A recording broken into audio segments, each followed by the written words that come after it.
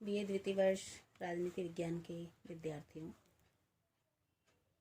आज मैं आपको आपके प्रथम प्रश्न पत्र प्रमुख राज व्यवस्थाओं के अंतर्गत अमेरिकी संघीय कार्यपालिका के प्रधान राष्ट्रपति की पदच्युति यानी महाभियोग की प्रक्रिया के संदर्भ में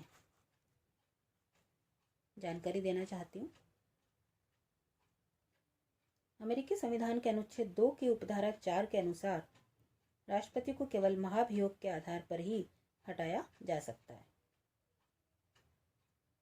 और महाभियोग देशद्रोह, भ्रष्टाचार या अन्य किसी घोर अपराध या कदाचार के आधार पर ही चलाया जा सकता है। महाभियोग की पद्धति यह है कि प्रतिनिधि सभा का कोई एक या कुछ सदस्य राष्ट्रपति के विरुद्ध उपर्युक्त आधार पर आरोप लगा सकते हैं। इसके बाद ये आरोप किसी न्यायिक समिति या विशेष जांच समिति को दे दिए जाते हैं। जांच समिति द्वारा प्रतिवेदन दिए जाने पर यदि प्रतिनिधि सभा आवश्यक समझे तो वह एक प्रस्ताव तैयार करती है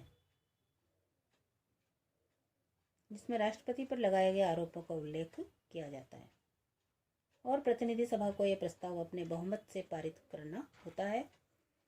इस आरोप पत्र की एक प्रति सूचनार्थ राष्ट्रपति को भेजी जाती है।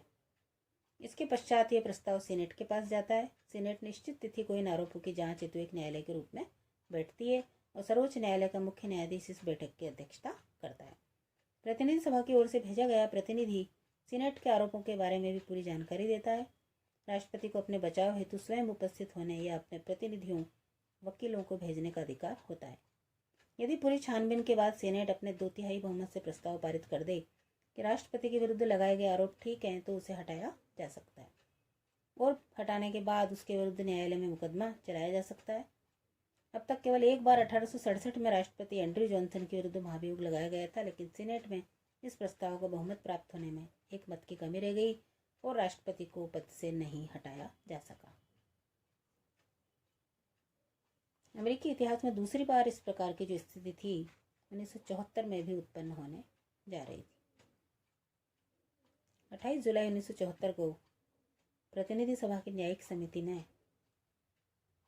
प्रतिनिधि सभा से सिफारिश की कि राष्ट्रपति निक्सन के विरुद्ध वाटरगेट कांड के आधार पर महाभियोग चलाया जाए, लेकिन महाभियोग की कार्यवाही प्रारंभ होने से पूर्व ही 6 अगस्त 1974 को निक्सन के द्वारा अपने पद से त्यागपत्र दे दिया गया। 1998-99 में राष्ट्रपति क्लिंटन के आचरण को लेकर इस प्रकार की मांग उठी थी, लेकिन क्लिंटन के माफी मांगने पर इस मांग ने अपनी शक्ति खो दी थी। धन्यवाद।